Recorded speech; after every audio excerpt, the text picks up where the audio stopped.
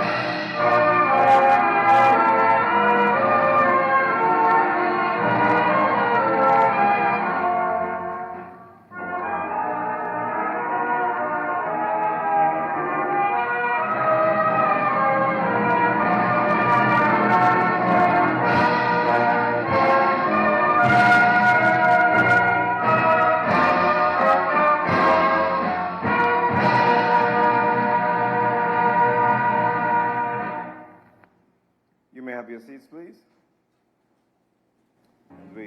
In March 1985, the Guyana National Bureau of Standards was established under the then Ministry of Trade, governed by the National Standards Council.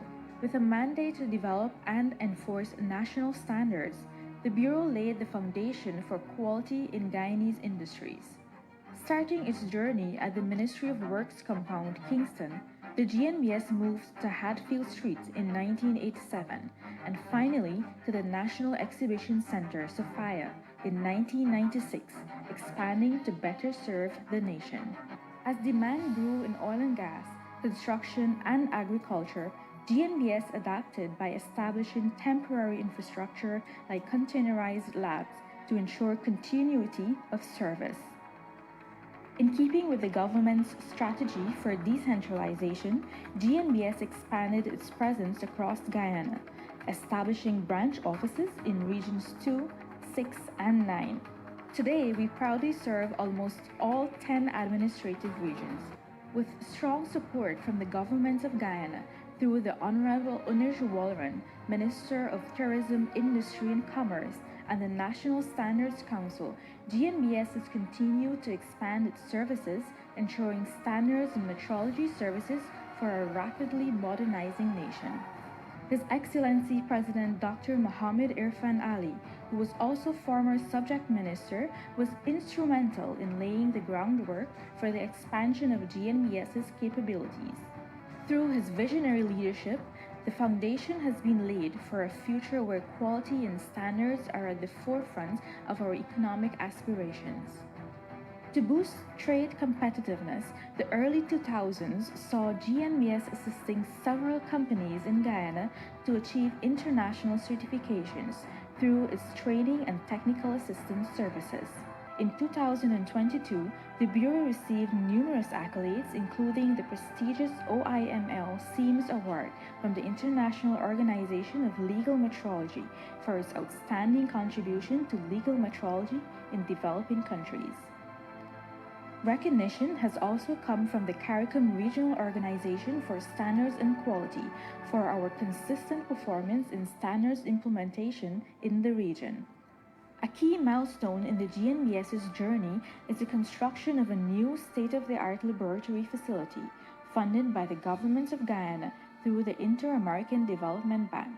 This facility is a testament to the GNBS's continued transformation. Construction commenced in October 2022 and now stands as the premier quality institution of Guyana.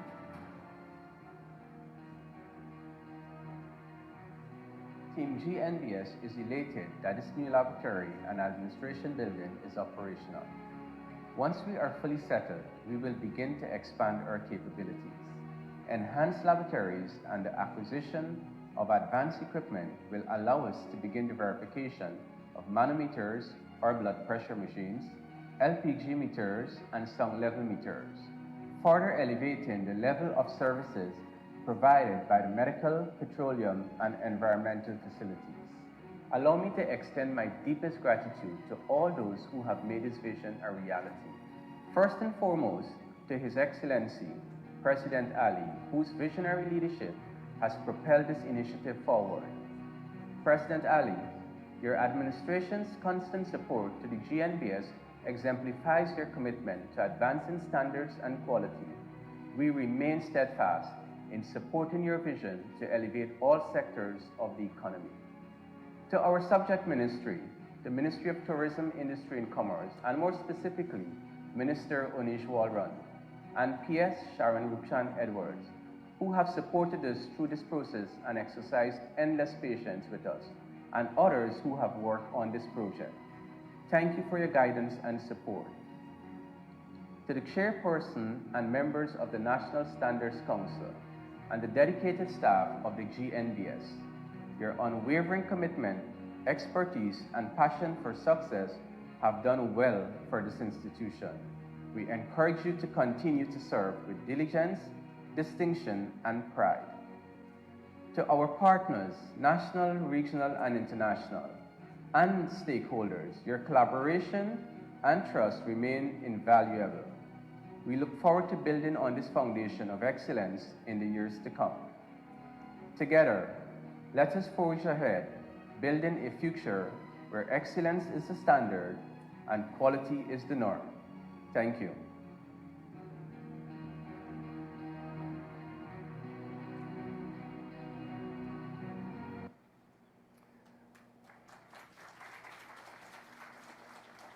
So you got yourselves a double treat there of the video today.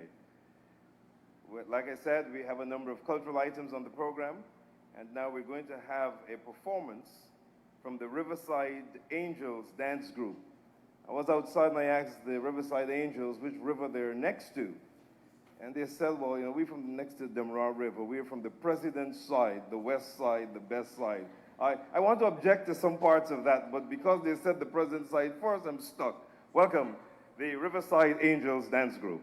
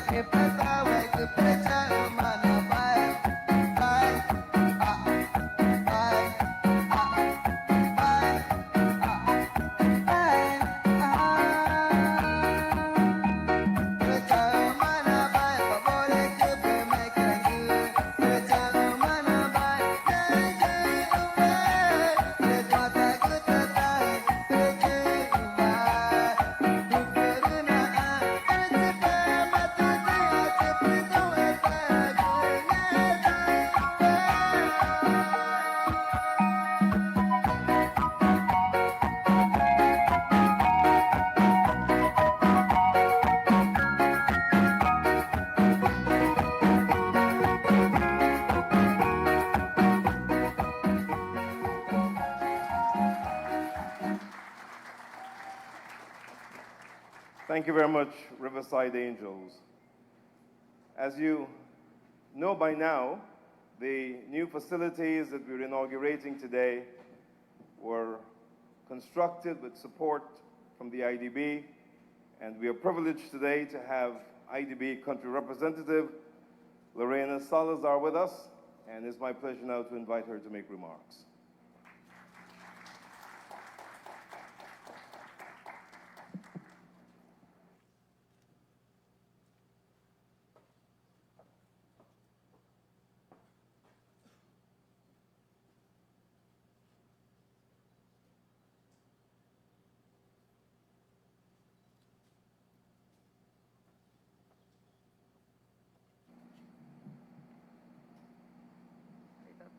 Okay. His Excellency Dr. Mohamed Irfan Ali, President of the Corporate Republic of Guyana, Honorable Minister Oneida Waldron, Minister of Tourism, Industry and Commerce, members of the Cabinet, distinguished guests, esteemed stakeholders. Today, it is a great honor to be here as the Inter-American Development Bank country representative in this opening of the GNBS new laboratory financed by the facility, GNBS laboratory facility and the administration building. This event marks a significant milestone in this partnership with the government of Guyana and the Ministry of Tourism, Industry and Commerce and the GNBS to strengthen and enhancing the private sector operation and business opportunities. This new laboratory facility we are inaugurating today is a culmination of collaboration through the operation of the enhancing of the national quality infrastructure for economic diversification and trade promotion. To meet the evolving economic needs of the country, necessitating a larger facility to support the growing demands in the various sectors. Guyana continues to experience robust economic growth, primarily driven by the growing of the oil industry. But also, Guyana is in the path to ensure sustainable development by the diversification of its economy. The new laboratory will facilitate and play a pivotal role in this diversification by providing essential services to multiple industries, including construction, engineering, tourism, hospitality, food, and health, among others. This laboratory is, along with other recent developments, is creating a great ecosystem for business. Last week, we learned that a secure interest in mobility property bill was presented to the National Assembly. This is also supported, the bill and the system, by the Inter-American Development Bank, so we are very happy to see these things moving. From the very beginning, we were here in this laboratory to the expansion and to assess what the needs were for this new economy and the National Quality and Metrology Laboratory. Is vital for establishing accurate measurements and quality standards are essential for trade. Today, the international markets, local markets in the different jurisdictions are demanding for more quality, traceability, certifications, verifications, because the consumer is the core center of the business. So I think this is a great example of how this country is meeting the international standards too. Different stakeholders has been working here and will facilitate small-sized companies, medium-sized companies, and enterprise to achieve those standards. This new laboratory also adheres to the excellence in design for create efficiency. So this is an international certification edge that is a resulting of significant also features that the country is bringing to the construction in this building. For example, this building will have a significant savings in water, energy, and materials. It has been constructed to meet strict requirements for temperature, humidity, and vibration control, ensuring precision in its operation and setting a benchmark for excellency in the region. The operation of the new laboratory facilitates a facility equipped with more advanced technology and highly trained personnel, and will allow the Guyanese people and the Guyanese firms to face the challenges of a rapid growing economy and also international demands again. In closing, I would like to thank again the MINTIC team, the Ministry of Finance, GMBS, my team, the IDB, and especially the vision of the government of Guyana and other stakeholders that has been collaborating in this process.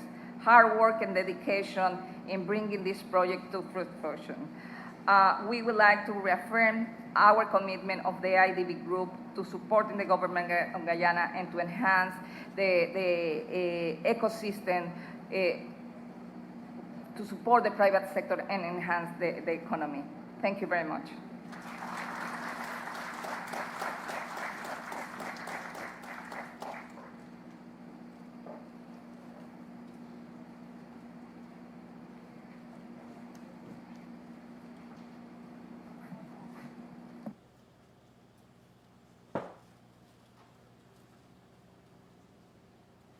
Thank you very much, Ms. Salazar, for your remarks and for the IDB ongoing support to Guyana.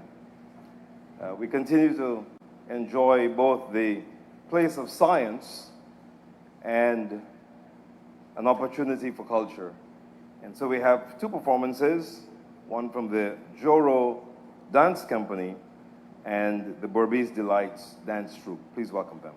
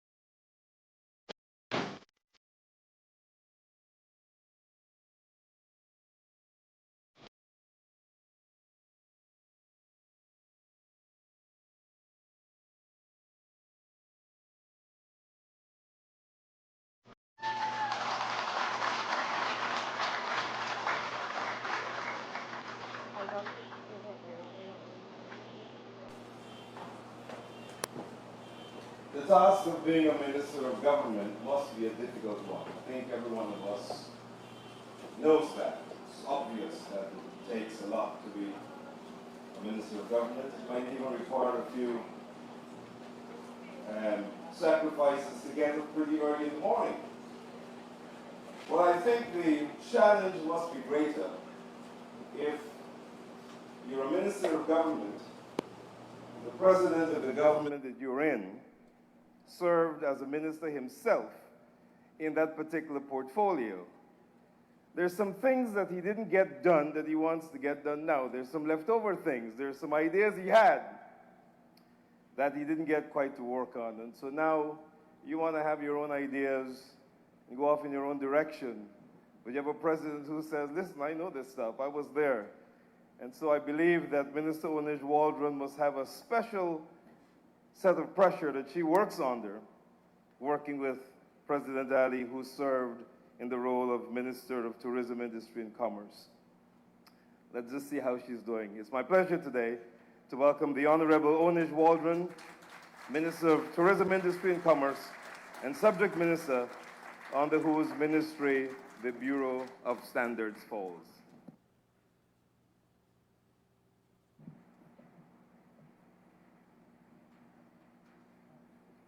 Thank you. Thank you very much, Master Ceremony. No pressure. But as you're sitting there, you're thinking, yes, he is right. But not only do I have big feet to fill, big shoes to fill, that he also, while being the Minister of Tourism, Industry and Commerce, was also the Minister of Housing and Water. So we have two ministers who've been having to fill his shoes. So the pressure is both of ours, right, Suzanne? But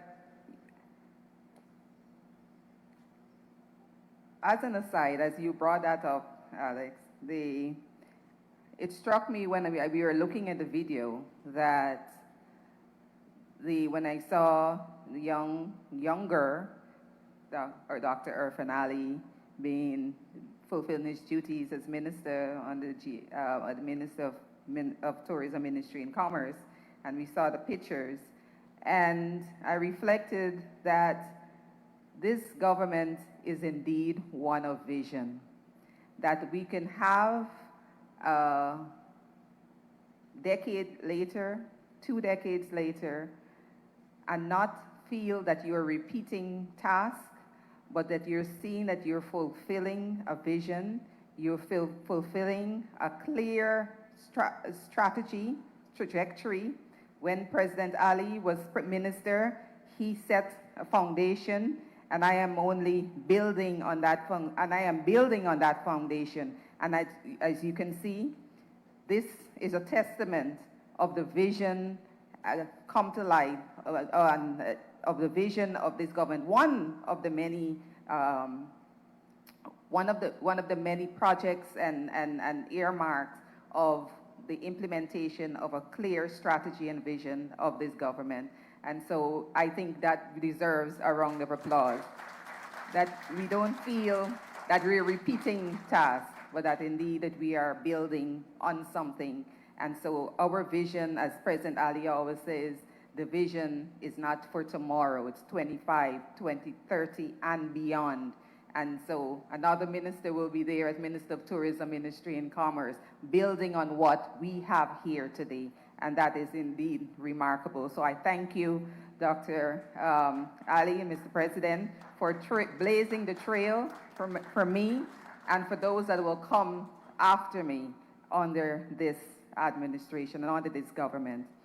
And today's occasion, it brings me, and let me recognize Your Excellency, Dr. Irfan Ali, my cabinet colleague, Minister Suzanne Rodriguez, Permanent Secretary of the Ministry of Tourism, Industry and Commerce, Ms. Sharon Rupchan Edwards, Permanent Secretary of the Ministry of Education, and wearing her other hat as the chairperson of the Guyana National Bureau of Standards, and your council members,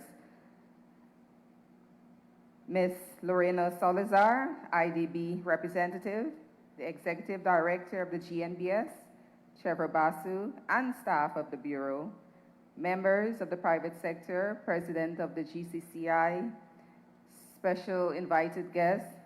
I think I see Mr. Bernard Lord and the team from finance, members of the media, members of the diplomatic corps, members of the business community, and ladies and gentlemen, students, all, good morning.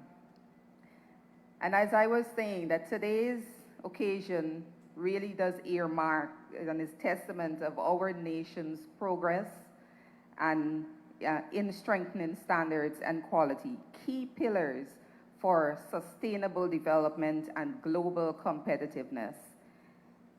The opening of this facility represents a bold step, just another step out of all the other steps made and further steps that are going to be made in equipping Guyana with the tools that we would need to support businesses, small businesses, medium-sized businesses, micro businesses, and to protect consumers and improve our lives. The Guyana National Bureau of Standards plays a vital role in ensuring that our local products and services meet international standards. And through its work in certification, training, and technical assistance, GNBS has been helping businesses improve quality, competitiveness, and a big thing is to build consumer confidence, because the consumer confidence is the core of our sustainability as businesses. And it also paves the way for greater demand for our made-in-Guyana products locally and abroad. This facility will enhance significantly GNBS's capacity, and it provides cutting-edge services that will impact our citizens, businesses, and industries. And there are a few key areas, just allow me to briefly outline. It will be providing calibration services, where it will calibrate instruments like for temperature, mass, and pressure. This is a critical industry as well. Testing, it will provide testing services, testing of things like construction materials, testing of concrete blocks and cube measures. This, as you know, because our country is on a major construction boom, is critical as well. All of our buildings going up, we want to make sure that it stands the test for strength, integrity, maintaining the integrity, and so ultimately safety. As we know, the construction boom is the underpinning in this infrastructure works, is underpinning of our nation's development, and we have to make sure that it stands the test of time. The National Bureau of Standards will also be conducting and continue to conduct testing in gold jewelry. This will ensure authenticity and purity of our precious metals, causing, of course, once again, consumer confidence. And when you're purchasing, you're going into a jewelry store, you know that you're getting the quality that it is advertised. This promotes, once again, transparency in the jewelry markets, builds trust, and enhances the credibility of our local manufacturers and retailers. Certification services are also being provided. Certification is a powerful tool for building confidence in local products and services. Confidence, once again, this is always the underpinning, because if people are not confident, they don't buy into your products and services. Coming out of this certification service, we've had the Made in Guyana certification, which guarantees the quality and authenticity of our locally produced goods. This Made in Guyana certification process that we started in 2022 is a very rigorous process, and it makes sure that our customers, home and abroad, can experience the excellence of our Guyanese products and craftsmanship. And since its inception from April 2022, We've had over 50 companies earning this certification, and I must say it is a very rigorous one. And this has caused and continues to build credibility with our businesses and making them more competitive. In addition, we've had laboratory certification, which ensures consistent, accurate results across medical and industrial testing facilities, fostering trust in sectors like the oil and gas and healthcare and beyond. And we have had more than 40 laboratories across the countries that are certified. So you can go to a lab in Region 3 or Region 2 or Region 8 that has been certified by the GNBS, and you know that the quality of your testing is consistent, and you can take those results and use them internationally, locally and internationally. Notably, as the Minister of Tourism as well, responsible for tourism, I'm pleased that the GNBS has developed a bed and breakfast certification. This helps to enhance our tourism offerings by ensuring the safety, cleanliness, and quality in accommodations for our bed and breakfast, ensuring and contributing to the sustainability of our tourism and also a better visitor experience. This facility will allow the GNBS to provide over 500 standards covering agriculture, energy, tourism, construction, and more. And by embedding standards in our national psyche, we are creating a culture of excellence that benefits citizens and businesses alike. And as Minister, I'm particularly proud of our government's investment in building up of GNBS's capacity, as this reflects our unwavering commitment to empowering the private sector, fostering public trust, and positioning Guyana as a global leader in quality assurance. So I urge the private sector and regulatory bodies to collaborate closely with the GNBS and fully utilize its services. Together, we can ensure that Guyana's products and services not only meet, but exceed international standards. To the GNBS team, I commend your dedication and encourage you to maximize the potential of this new facility. Treat it as a symbol of progress and a foundation for delivering even greater services in the future. I would also like to take a moment to thank those who have been critical in bringing this project into completion. I know there was a bit moment of nerves when we thought the president might not come, but I know the team really wanted to have really worked hard, and they wanted the president to be here to see the beautiful results of their hard work. To Bernard Lord and your team at Finance, and the Minister of Finance, we really thank you for your hard work in negotiating the loan and for your guidance. To both of the president said I have 2 permanent secretaries, and it was like, well, the more the merrier. To both of the Shaniel and Sharon, Rupchan, thank you very much for the hard work in, I know, the many nights that we have to do walkthroughs, working, making sure that the project comes into, the project is successfully completed, and the work that went into that. To the team at the Guyana National Bureau of Standards, the staff there, thank you very much. Your work and your hard work and dedication does not go unnoticed. To the project team, the NQI project team, once again, this is testament of your also dedication and hard work, and I wish to thank you as the minister overlooking this. In closing, this building is not just a physical structure. I believe it has taught us how we can work together to realize once again one of our milestones of our vision as a government to build out Guyana as and the Guyanese businesses as a globally competitive status. And this is just one of our milestones. And it's a beacon of innovation and what we really can achieve if we work together. It will be a resource for growth and promise of excellence.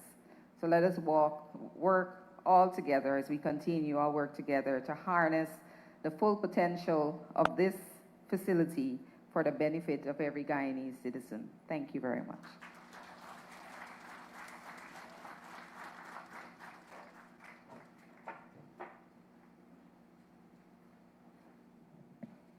Thank you very much, Minister Walron.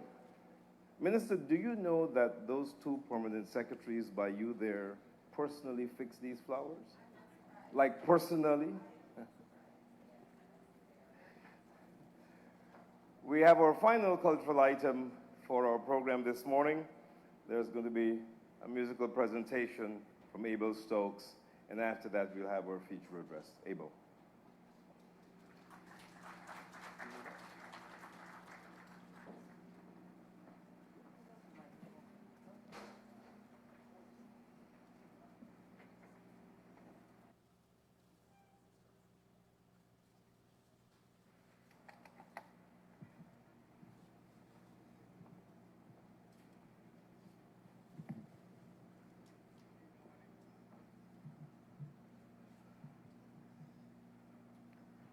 Good, everyone.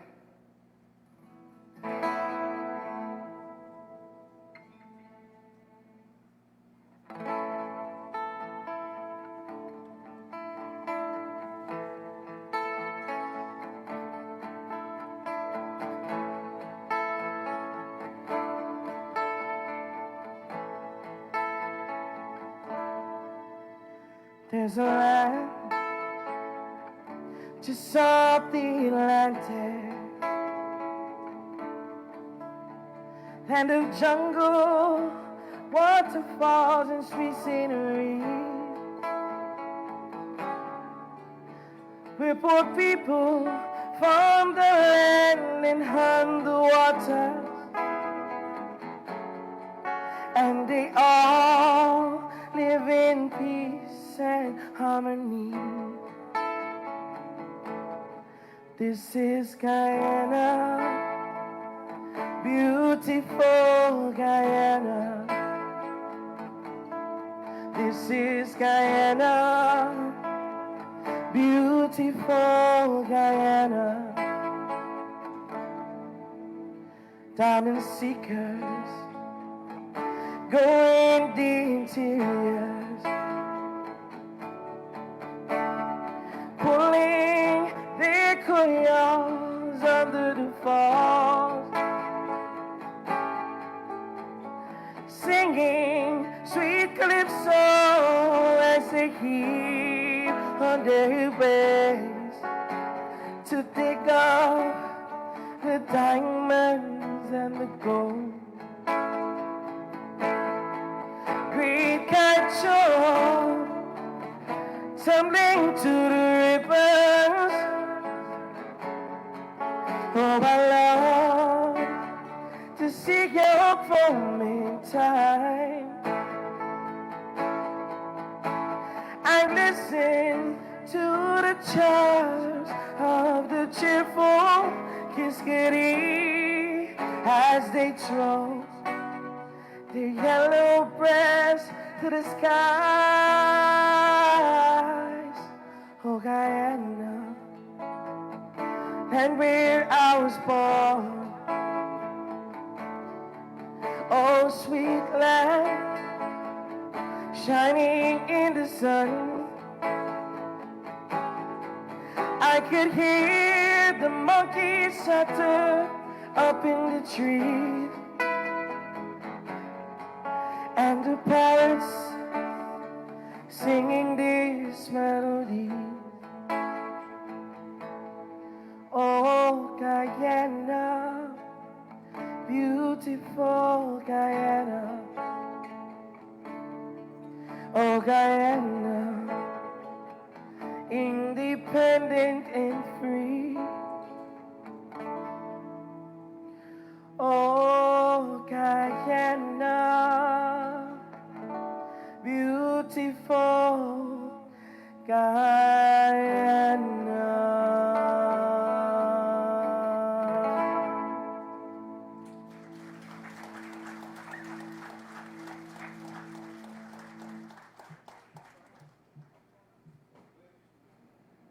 things are going, I believe we'll have to change a line in that song. This idea that only poor people farm the lands. The fact that farmers are getting rich, we'll have to revise the words of this song soon if we're going to keep using it in events that we hope will inspire.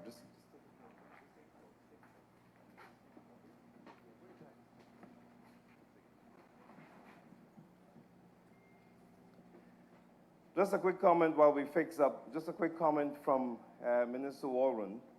Minister Walron talked about vision, and particularly about President Ali's vision. I will tell you this. President Ali is probably, in my view, the most fortunate Guyanese to ever have lived. In my generation, we grew up on hopes and aspirations.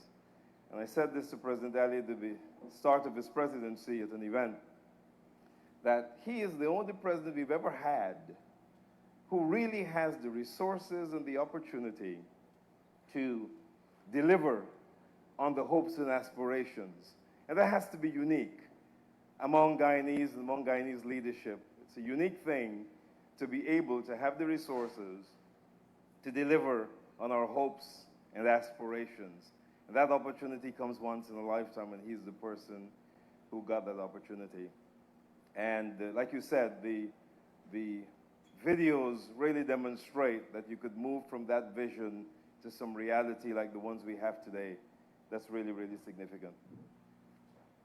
And so, thinking about this vision in mind, the president did promise me that he was going to accelerate this development so that I could experience some of it, me and Francis, as we start to collect pensions.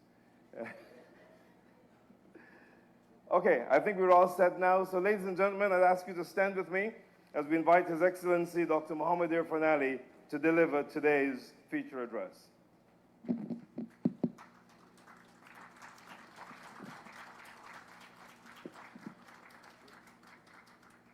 Thank you very much, please, very kindly.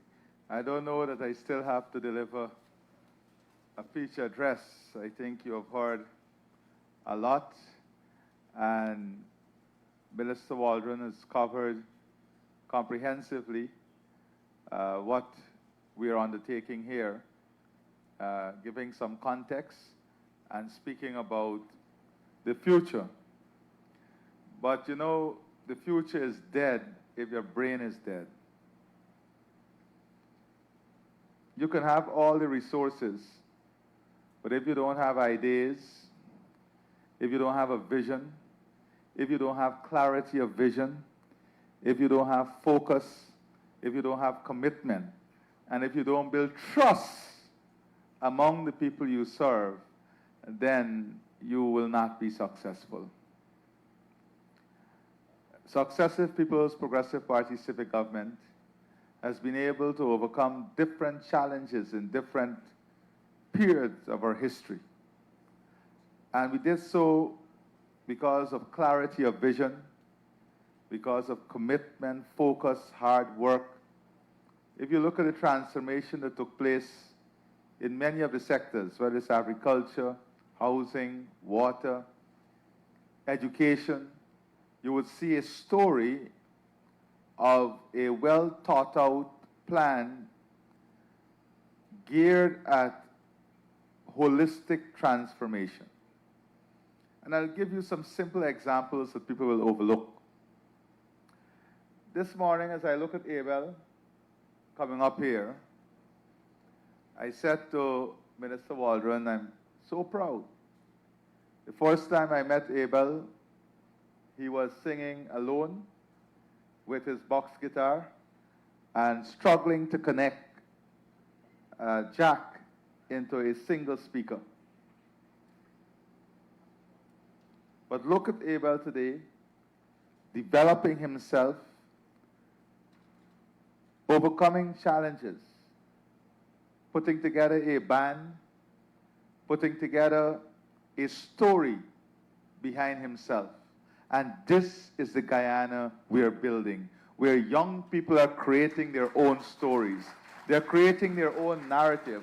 They're creating their own path. And these young children who are here today, these young people, young students here today, you have an amazing journey ahead of you. But that journey requires an understanding contextually of what you're inheriting. And I say contextually because superficially, you will want to believe that you're inheriting a very rich country, a country with a lot of resources coming from oil and gas revenue. But that is not what you're inheriting. Superficially, those who would collect the mantle of leadership in the future might want to, in a narrow way, define this as what you're inheriting. But you're inheriting a long struggle of history. You're inheriting a long struggle of commitment and hard work, sacrifice. And we must always pay homage to that struggle and sacrifice, because that is what will connect us and keep us rooted with who we are as Guyanese and what we stand for. If we don't connect ourselves with the historical evolution and transformation of our country, we will lose context. And in every sphere of life, when you lose context, you can easily lose identity. And when you lose identity, you lose everything.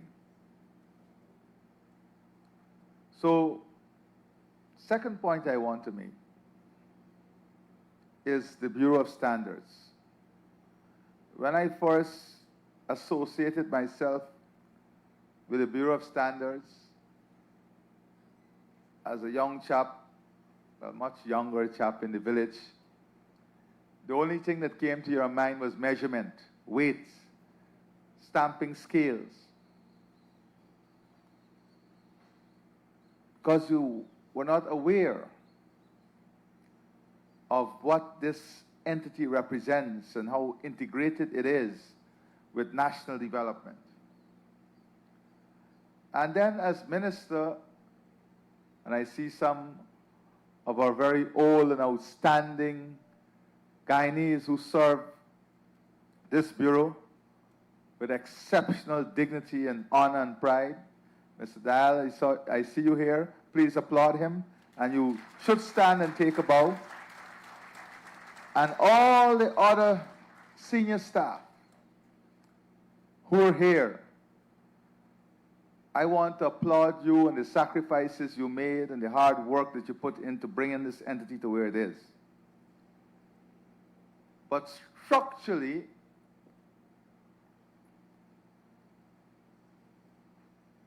when I assumed the role of president, there were certain key agencies that were necessary and will be necessary in the transformation, competitiveness, and diversification of our economy.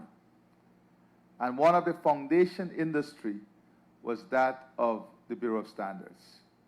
So not only were we going to invest in the physical infrastructure, in the facilities, but we also had to invest heavily in human resource strengthening, human capital development, and policy transformation and regulatory innovation.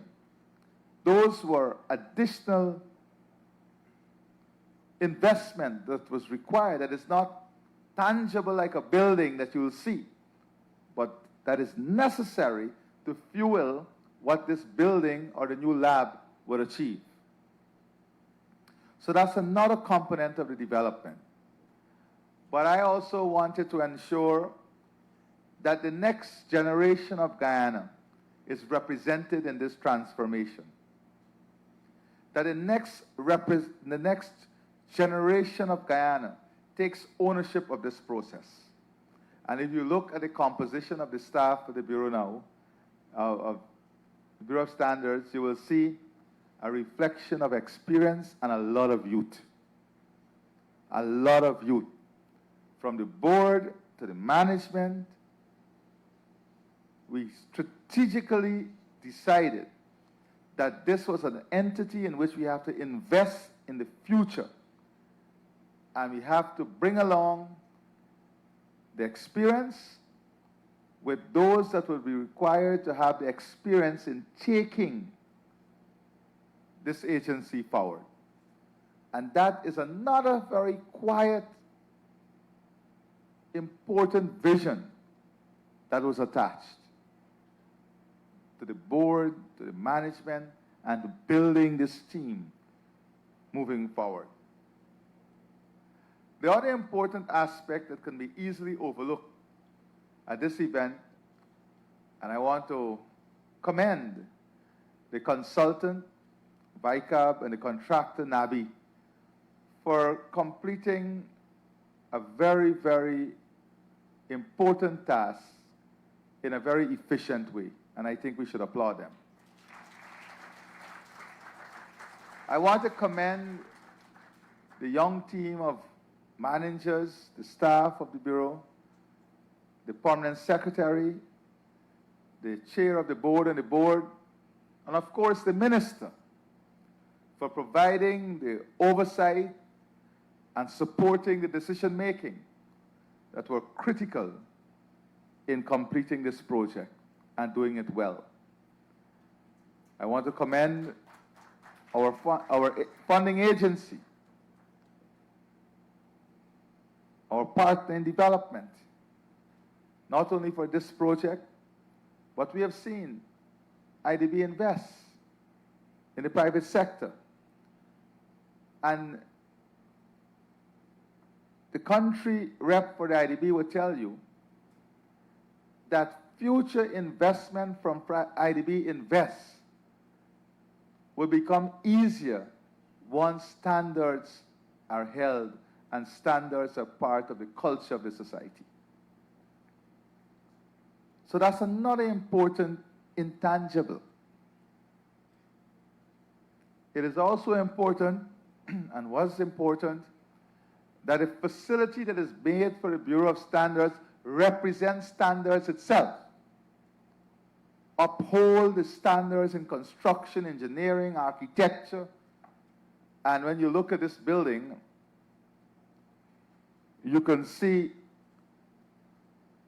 a different level of construction, a different level of engineering and architecture, because it was important that the physical attributes of the building represent what the building stood for, what the building stands for, what it embodies. And we take that for granted sometimes. Now, in the economy that we are building, this modern transformative economy, there are many different pillars of growth and development. We have tourism, agriculture, manufacturing and industrial development, agro-processing, different aspects of the services sector, including the creation of a gold market, the fabrication industry, pharmaceuticals, climate, biodiversity, are all pillars of the economy that we're building. But it's important that in the building of these pillars, we understand what is our target market, who are our target consumers, and what are the instruments that would allow us to meet our target market and our target consumers. And if you look at every category of transformation, you would realize that our target market is high-skilled, highly sophisticated, high spenders. Let's go to a simple example like tourism. You can't build everything and call it a nature resort, or build everything and call it an eco-resort, because you will lose market space. Because different segments of the market carries a different definition of an eco-resort. There are eco-resorts that are $10,000 US per night. $15,000 US dollars per night. And there are eco resorts that are $200 US dollars per night. How do you differentiate? Because our natural environment would allow us to compete in both levels, at both levels. And if we don't have the standards and the verifiable indicators of those standards to differentiate the product, then we can lose market share and market position because we are not able to differentiate the product. And right now, in that one sector alone, we're targeting major investor, the high end, and major investors in the more affordable end, if you want to put it that way. But the differentiation is defined by the standards, is defined by what constitutes the different product. And that is why this is so important at this time. As we move into manufacturing, industrial development, agro-processing, we have to be able to have in-house capacity, in-country capacity and capability to do the testing, to do the accreditation of the products. Because this lab and this facility will carry with it the international accreditation that allows our local product to fit into international market by having the accreditation here locally. So our entire future that we are building that rests on an international marketplace requires this foundational investment. So the economy requires standards. We have to be able to set those standards, educate the population and investors about the standards. But important in standards is standardization. Many people speak about standard as if it's an isolated event. The problem is that standard is an important aspect of standardization. You will hear people telling you that there's inconsistency in your goods. There's inconsistency in your measurement. There's inconsistency in your quality. There's inconsistency in your service. But if we apply standards, then it allows us to build standardization and consistency in product, which is important for market share, market trust, and market credibility. Especially when we're looking at the industry that are so high skilled and high efficient, like the oil and gas industry, the technology behind the oil and gas industry. Moving into software development. On Monday, I'll be receiving 20 of the students who are studying on the nearshoring program with the Canadian initiative. And I am told by the Canadians that these students are going to be cutting edge and they will be big names in the future. And I will see some of the work that they're doing. So this standardization is so important in today's world and today's market. Testing is another important aspect of the work here, because you must have verifiable indicators.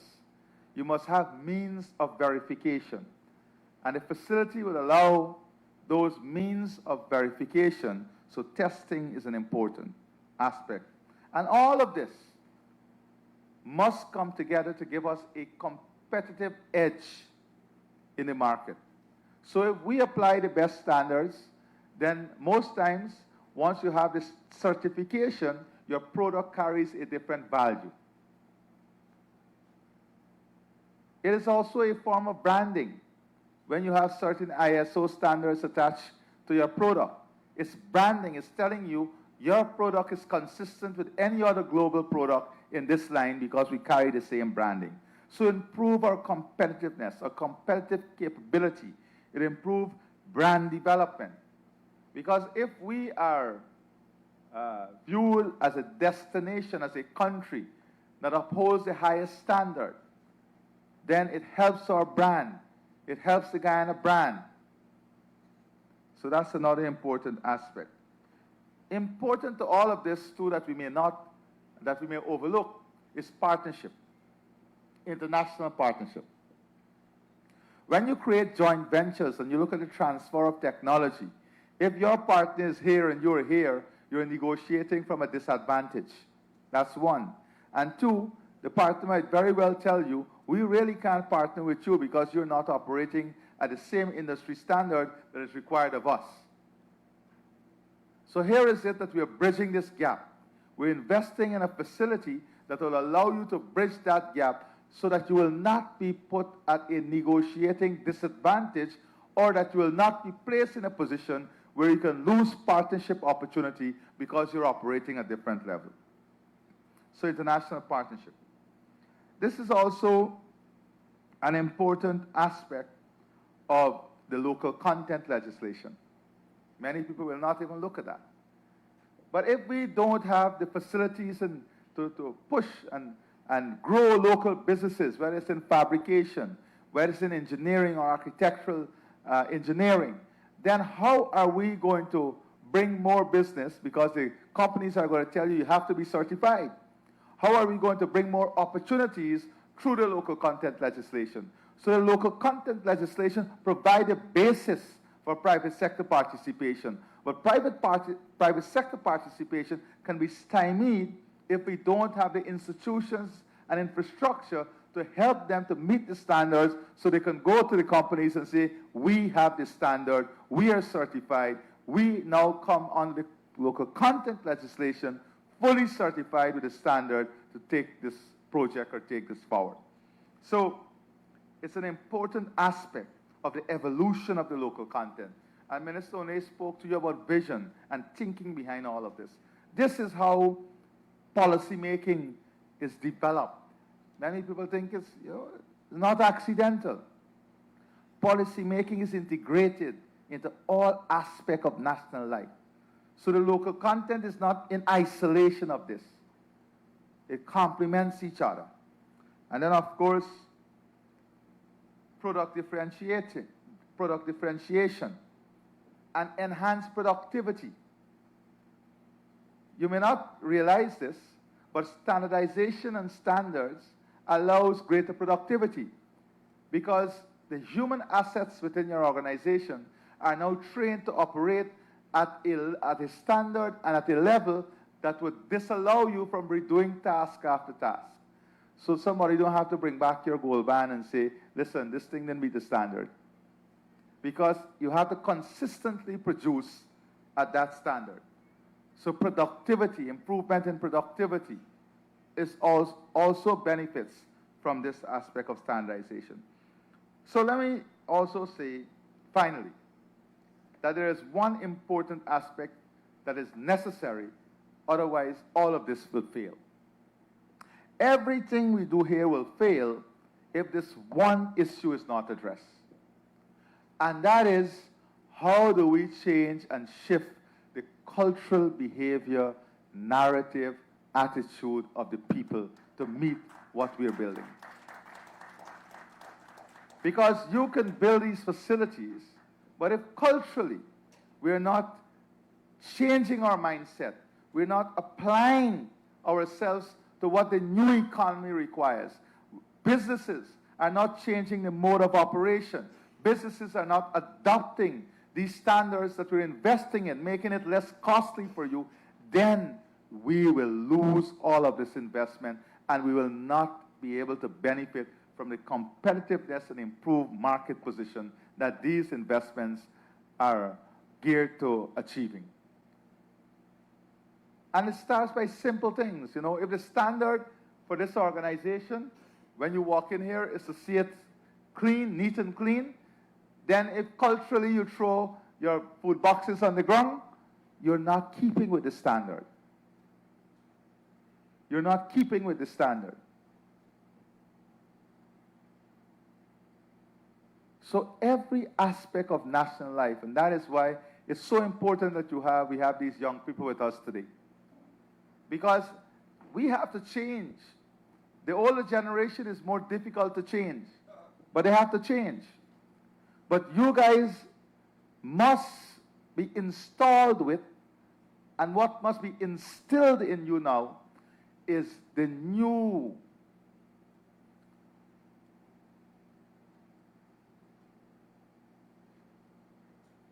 aspects of necessity, the new mindset, the shift in thinking. And here is where we need to instill this new approach to national life, national competitiveness, and the growth and development of our beautiful country, Guyana. So I think I will end here, but I want to thank all the staff, all those who worked tremendously hard on this project, the ministry, for doing a superb job and delivering this very fine facility to Guyana. I thank you and God bless you.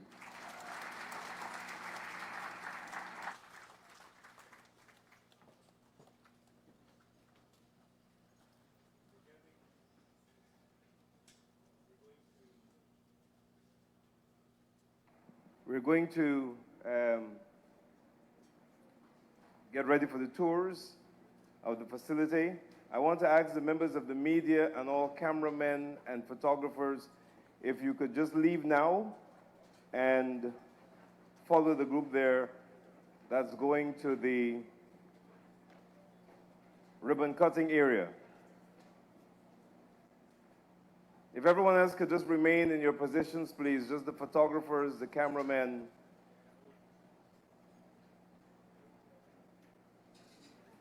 Okay, so let me just explain how this is going to work. We're going to be doing the tours in about 10 groups.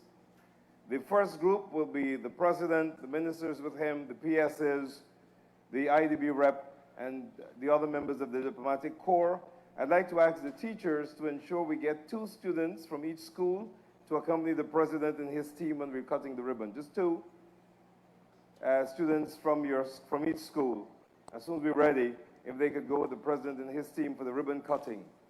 Everyone else will be divided into groups. There are going to be some guys here from the Bureau in a minute. George and Ramati and Donna, Al, Lloyd, Eddie, and Roy, they'll be here. And they will be identifying persons while you're seated there to join their groups for the tour. Are we ready? You're ready. Mr. President, if you could now lead the team.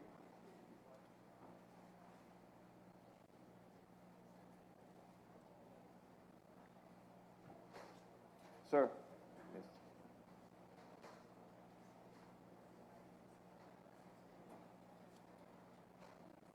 Do we have the students? Quickly, quickly, quickly. 2 from each school for this first group. Just 2, just 2. We got 2 bishops. You'll miss the moment if you take this long. 2 QC, 2 saints. All right, do this quickly. Thank you. Okay, and if the other group leaders could just come forward, please, so you can identify.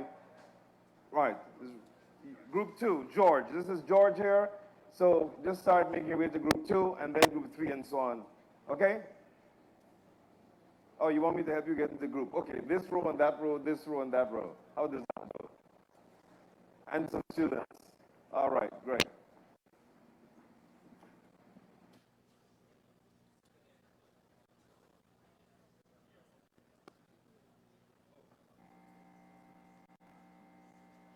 And when you're done the tour, just one more bit of information. When you're done the tour, you can go with this group. When you're done the tour or while you're waiting for your tour, refreshments are available.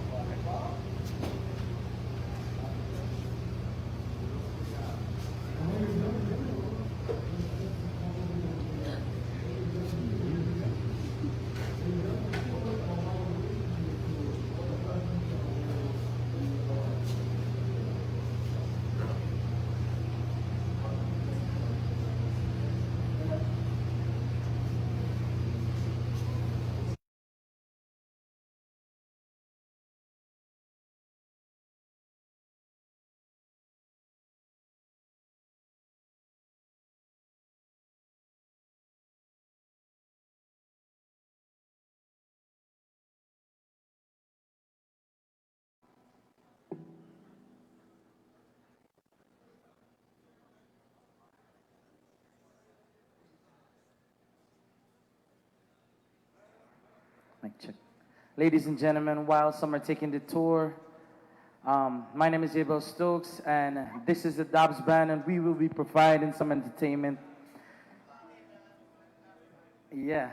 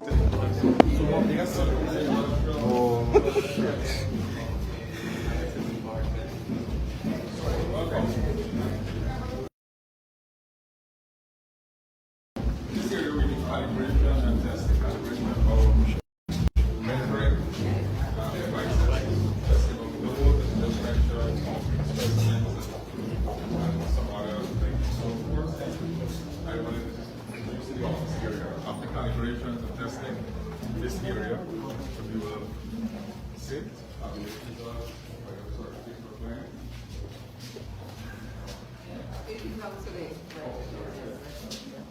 So let's go towards the boundary.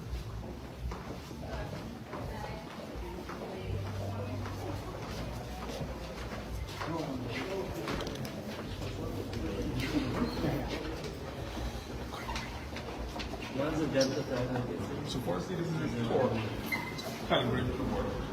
In this area, we do torque ranges up to 1,000 Newton meters, or screwdriver. As you also mentioned, the oil and gas industry, we will also work with them, manufacturing, also some aspect of the construction sector. So very importantly, we started off obviously Barbados Bureau Standards, extending to also 11 look this up soon. So as for now, though, to do a demonstration of what really goes on here. Good morning, everyone. Thank you much for coming. So in the industry, basically, torque is used for assembly. When I say assembly, they have systems and they have equipment. Now these equipments need to meet certain standards of safety. So now imagine you have an assembly of a system whereby the bolts and screws on this system needs to be at a certain tightening force or torque, right? So the industries use these type of equipment. This one being a torque wrench to measure the torque that they're applying to these bolts and nuts. These equipment can be set to various settings, right? In this case, I'll just set this one to 30 foot-pounds. Foot-pounds is the unit used to measure the torque in the industry. Okay? So our calibrator is internationally calibrated to meet the standards of the ISO international standards. So we know when we measure and we get a result that is very accurate and it's the international standards. So this is how we basically do it. We set the equipment to the required set point and we apply our known value of torque to the equipment. So right now it's set at 30 foot-pounds. And as you can see, we're having a 30.05 foot-pounds output of the client's equipment.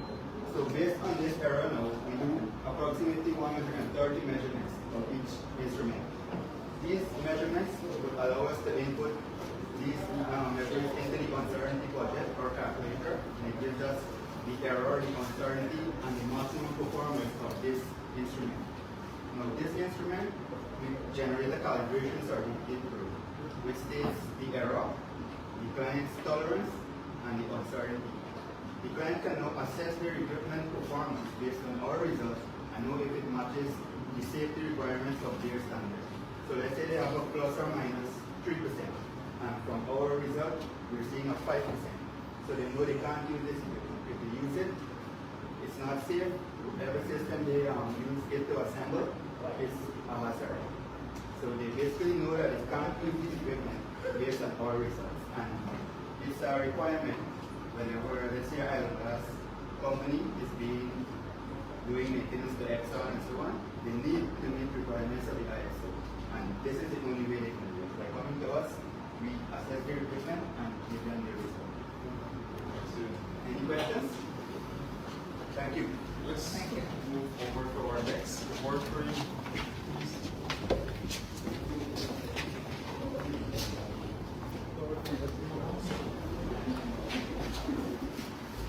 This is the electrical calibration laboratory.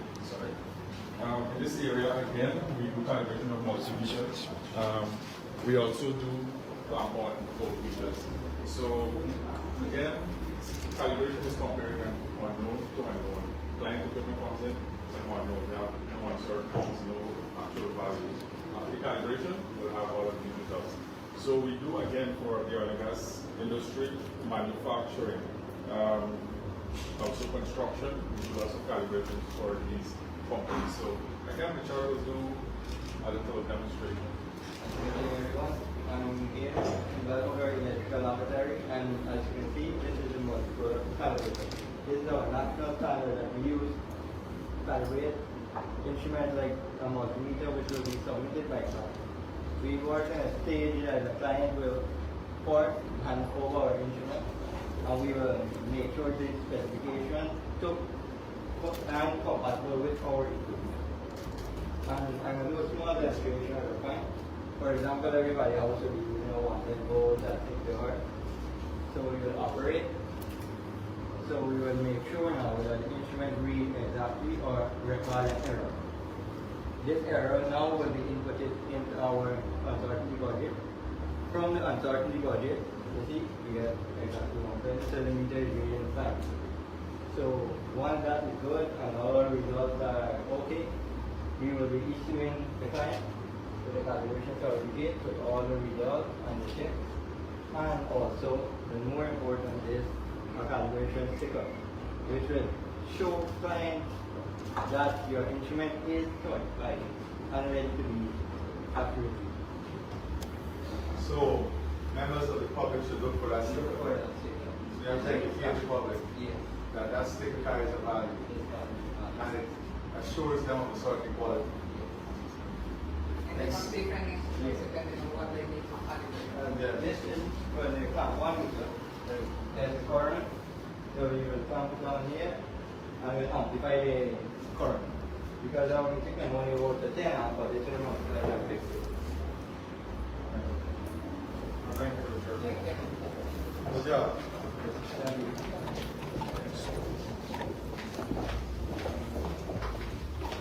The next laboratory is the bolt testing laboratory.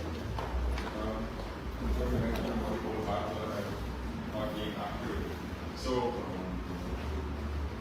again, this is we in this lab we will be able to support the product certifications certified in Guyana.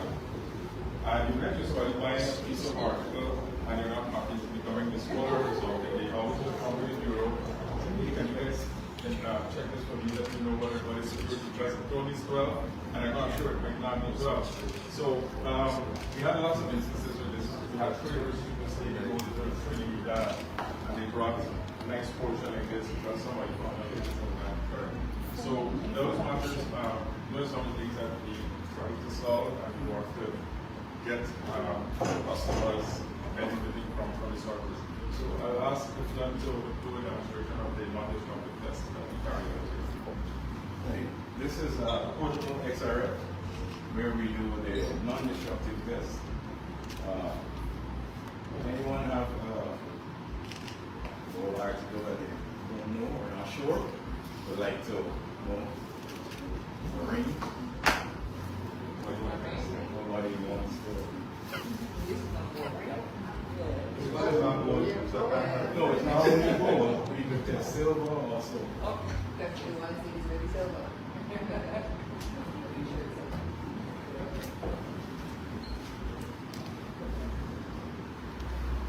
So we actually take the object.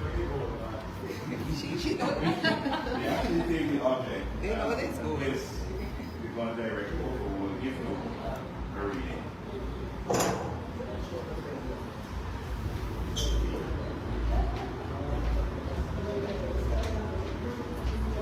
See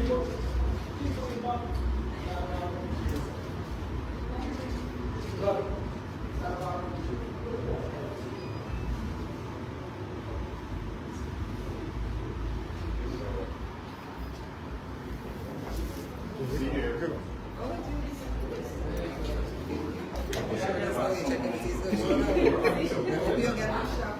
You have some gold in that, though. Yes. 9.7%. Yeah, of gold. 9.7% of gold. Yeah. And it actually gives you all the properties that makes this plant secondary. Disclaimer, which GMDS or we're not responsible for the outcome.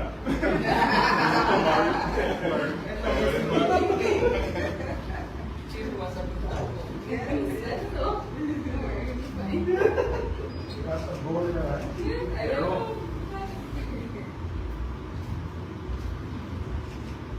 Carrot on the side. So, you get a long time to read one.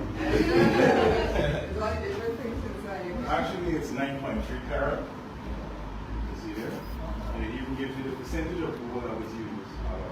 And every other material that was used. Yeah, If you wanted, you don't have to be 9.7, steel. You don't have to be steel. That's some serious car. So, in if you make work, the other the other thing is that when you buy it or buy it or it's too low. So the other thing, well, carrot, the other half and half, but it works out because it's 50% of alloy. So this is our You got a nice view here on yeah, so in this area we do testing of concrete specimens. You know, the building construction sector, we have to check, like for only hotels that like the stadium in Burmese, all of these projects that's happening, we test the cement code for foundations. We also do concrete hollow blocks testing. We work with the oil and gas sector when they were bringing in the pipeline. They had to cast like concrete baskets to hold the pipeline in place. So they need to check flexural test, and we have to build capacity to meet that demand. And this lab, this is where we have these activities going on. And I'll have Detroit to make a demonstration for us.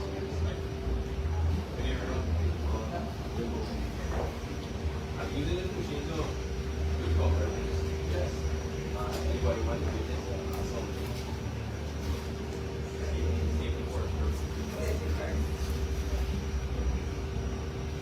I am prepared all of this. By the way, this is not yours as well. Alright, so basically, 3 carry out on top the diamond as well as forcing our in place. Much absorption and this is concrete. And working with some meeting we have like foundation columns, foundation reform. And this brush like this show that it's the mix. The reason that we gather from measuring this, we put it into this out here.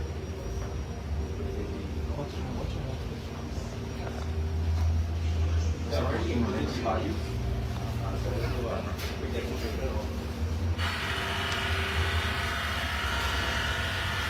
So what happens is That is the value you go to achieve. no, so once you do that here, so you will take it down by and that will really make the result.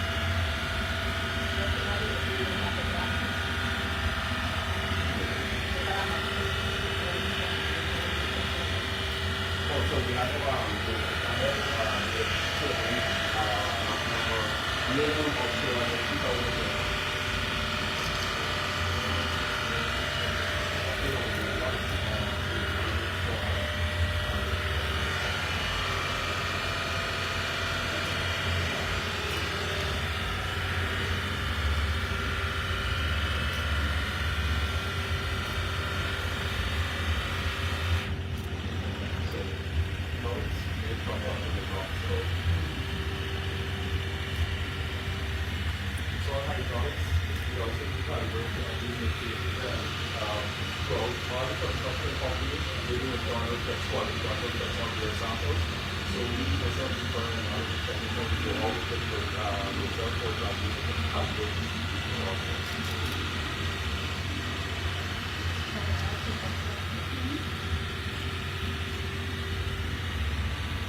So why is this data and elements and mainly look for or the way we see this target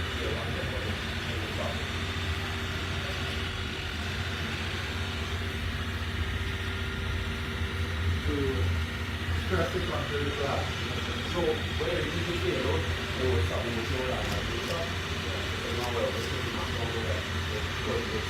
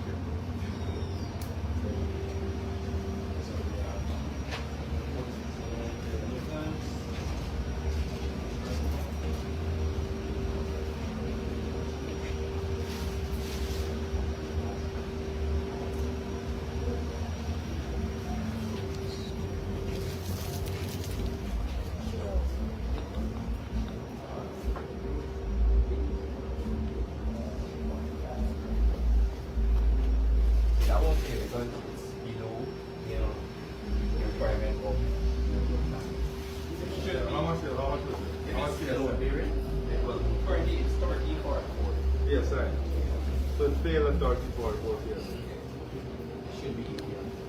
Once it's low period. So, thank you, Detroit. We will back this direction.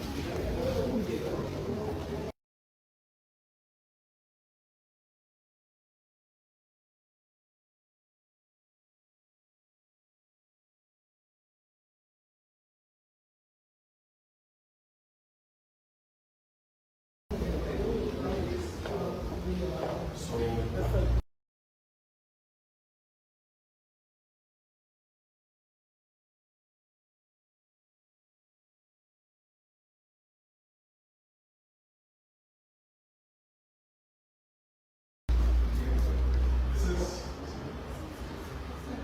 is the pressure calibration board. Again, this is one of the labs that provides services to our system bureau in Barbados. They also contract aviation companies in Barbados and send their but Barbados have the capacity to do calibration, especially electrical, pressure and torque. So locally, oil and gas sector, manufacturing industries that we provide our service to manage would do the demonstration here.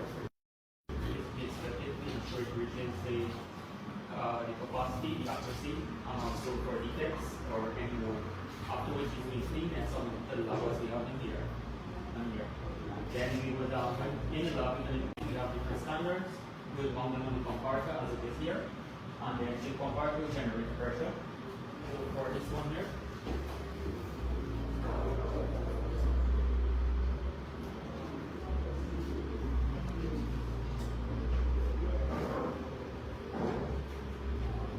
So here we have test point, where it is read 100, and we've got the standard here. We'll also read 100. We'll then record this reading on a data sheet, after which take data put into the software system to generate a certificate, and also we print a calibration sticker for the process. And this is important for the aviation sector. Yes. So the other is not that the Sorry, I also want to say that this is one of the labs that we recently received accreditation for, and the standard that he's mentioning, one, it needs to be traceable. So if you recalibrate it, it's very costly to have them shipped out, somebody has to have to take them because of the sensitivity of these equipment.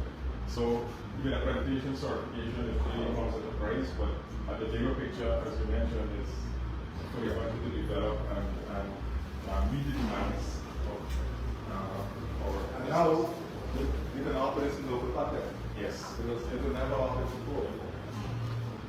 So our next stop will be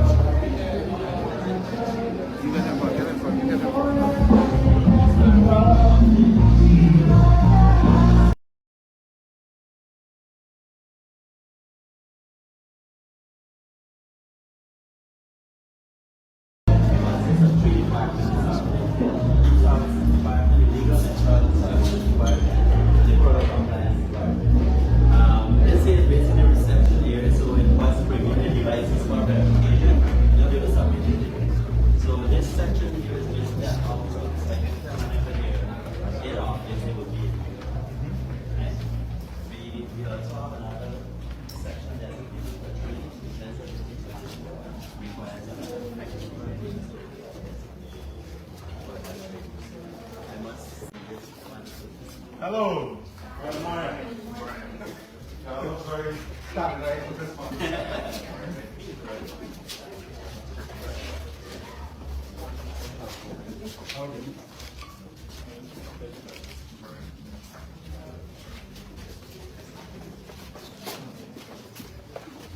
This microwave will be standard? Huh? This microwave will be standard? Yes, it doesn't matter. Bring your lunch and test. All right. This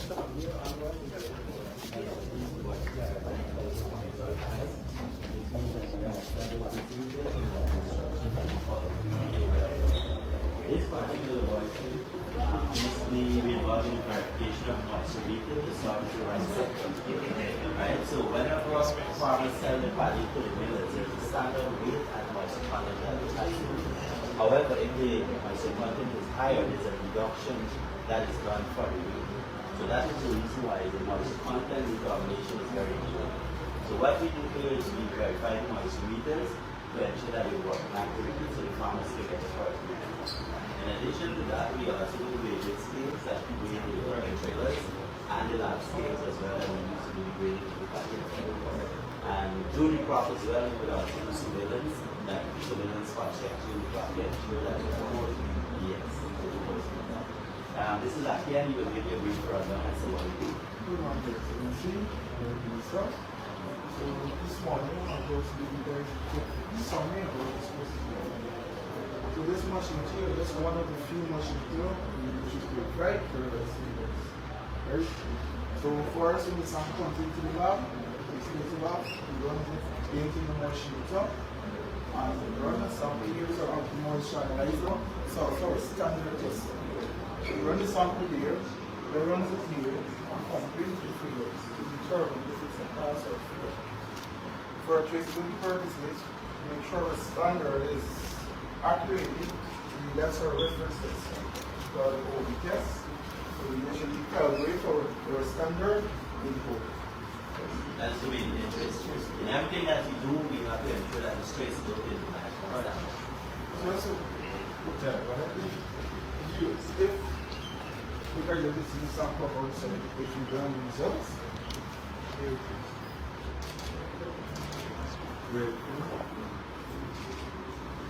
So moving forward, we have two laboratories here with the under the government bank that is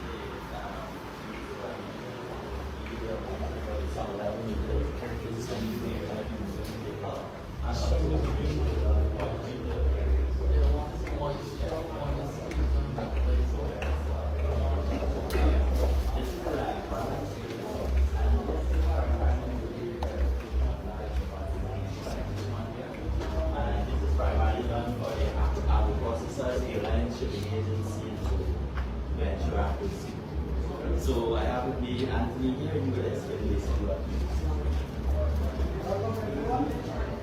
Honorable members, as the age of people have explained, mainly to tackle our advanced smarts.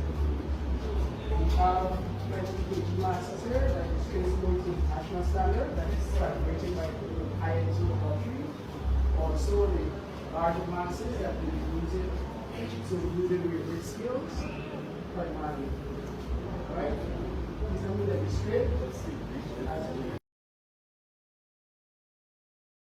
It's still a verification we will firstly inspect to ensure that the device is in a good condition. It's approved for trade. Based on that,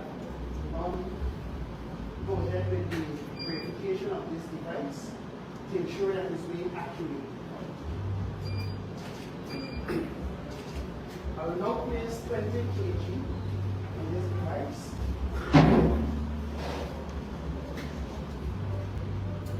As you can see on the display here, it's within the tolerance that is acceptable. Once this is witnessed by us and the person who is witnessing the verification, the different industries, non-EC, approve us to say that this skill has passed, and for quality management, we need to assert.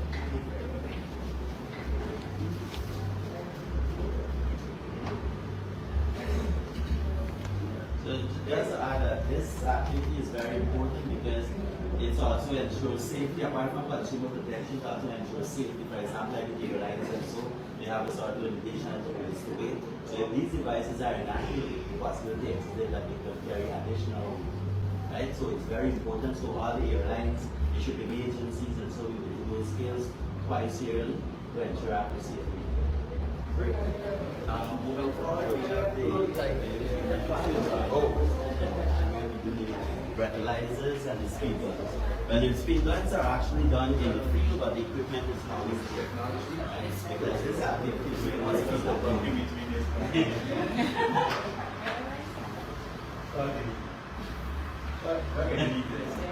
the Alex, go. So I have Mr. Five here and Mr. Rishi. Can you cancel please? I'm going so quickly, right? Rishi will explain how the breathalyzer works. Okay. This here is our oxygen test bench. What it actually does is simulates a person plugging into the device. Right? It generates air, mixes with an off-plug solution, and goes into the device here. So we have different concentrations of alcohol, 20, 40, and 80. 20 meaning you just under 1 beer, 40 meaning you go to the limit, you get to 35, and 80 meaning you'll be above. So 2 beers is over. Yeah, 2 beers.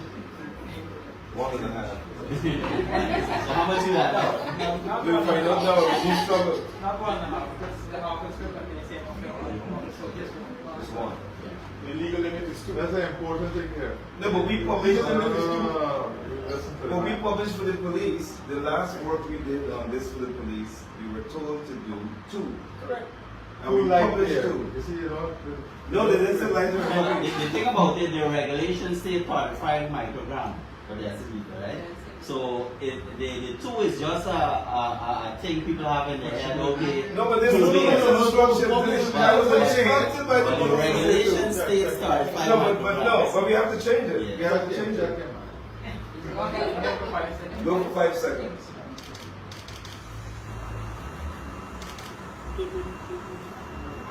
That's more than 5. You can go longer. No, that's not my fault. That's my fault. I don't get no. 5 seconds.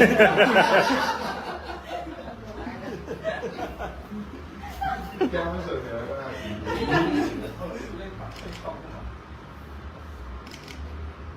Once it's verified, we do 10.60 runs for each solution. Once it's verified and passed the test, we run verification sticker. This here is a sample of the certificate. Nice for an instrument. Yeah. Ready for me now? Yes.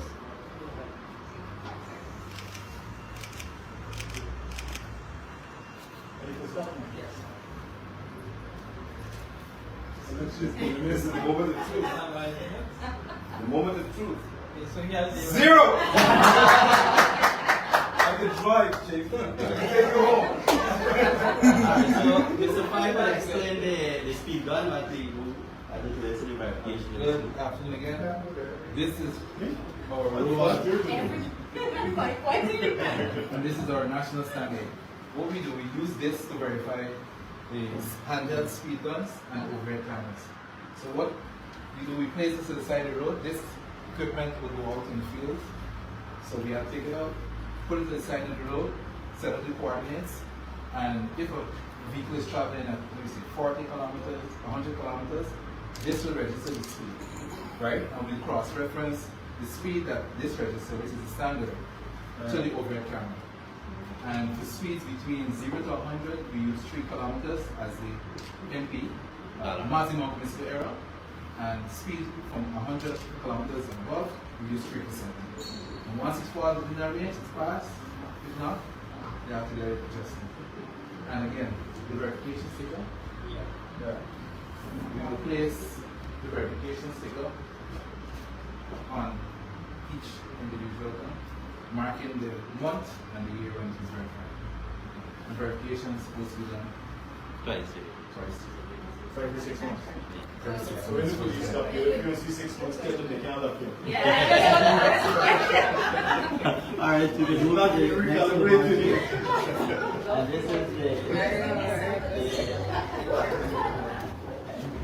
this is the electricity meter laboratory where we do the verification of electricity meters before they're installed on consumer premises. We basically do this on a batch testing basis.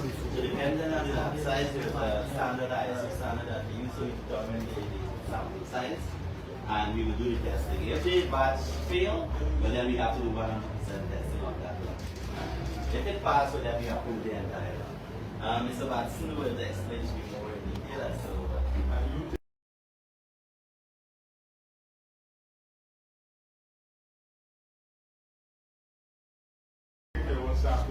Yes, we go on. What we do, after we sample the meters, we enter the parameters to the meters in our software, and this data are definitely stored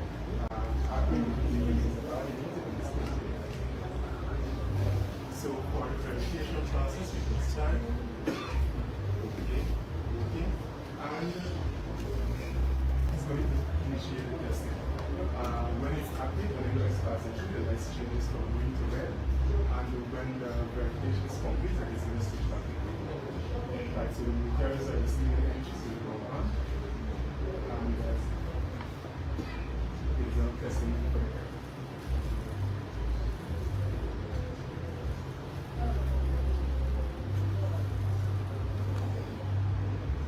Fail. One fail. One is out of it. Right, this is that. One fail. Sorry, fail.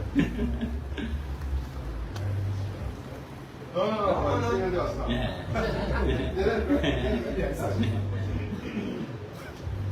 now. So basically we do 3 tests, and all 3 of the tests must pass with a 2% tolerance that we accept. But if any one of the tests fail, then the meter will consider as fail. Right? This is for all electricity meter companies, not just GPL. Yeah, it's not just GPL. We have Linden Power Company, Mabruma Power Company, Madi Power Company. After the verification is complete, the program gives us a report to the CRI class, and we have the expenditure assessment. The class now. Yeah. Good thought, just determinants. One here, one pass. No problem. It's very nice. Message.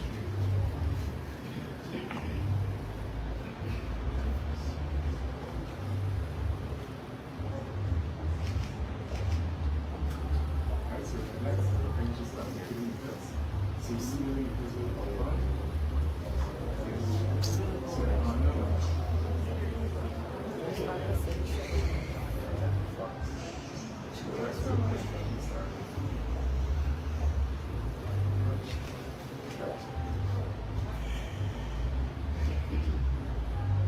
Two bars. yes, so all the time. So we have Alright, so yeah, so that's basically one other new area that we're going into as it relates to electricity meter is the testing of the EVSE, which are the charging stations for the electric vehicles. That is a new service that we will have coming very soon on. Right? Finally, we have the truck building. And this here, primarily what we do here is the verification of tanker wagons to ensure that the carrying capacity of the compartments are accurate. But before we do that, there are a few other checks that we do to ensure that accuracy. So I'll give this one.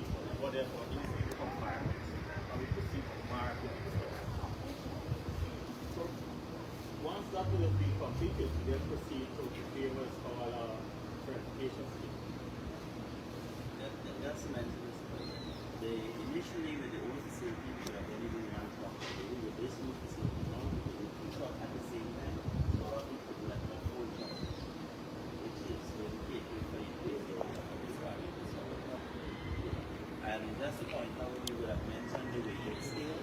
These are the large testing assays that we do with weighted scales, and we have a test site. So we have two trucks like that we are running with weighted scales. Most of the construction companies now that are working in Guyana, they have their own scales and the weighted scales. So we have to improve this market so we can increase demand so things.